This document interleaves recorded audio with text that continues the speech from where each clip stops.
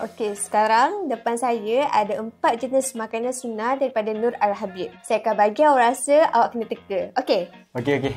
Nervous. Awak kena pegang sudu ni. So, saya akan letak atas sudu awak ya. Dengarkan baik-baik.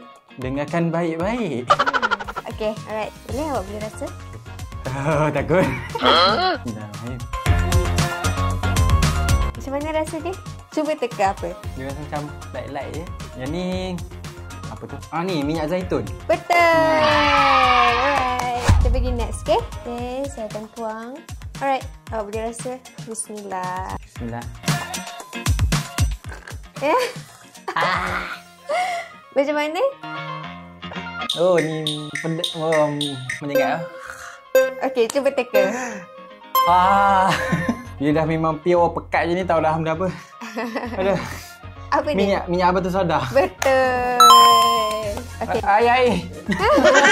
Tak apa. Saya terus bagi penawar dia. Sabar ya. Cuba rasa. Alright. Penawar awak dah sedia memakai? Oh, ni macam manis sangat. Oh, manis. Oh, manis. Apa bahan dia? Ni minyak batu soda ke? Minyak pula dah. Madu batu soda ke? Betul. Awak hampir salah tadi. Oh no. Salah. Yang terakhir. Allah. Okay. Awak kena teka ya. Alright. Oh, ni cik Esther dia macam pekat sikit. Oh, ni lagi manis. Oh, tadi lagi sedap. Tadi lagi sedap? Oh. Ni tahu dah. Kalau apa manis tu? pekat je ni. Ni madu apa tu? Sider. Ya. Betul. Sedap.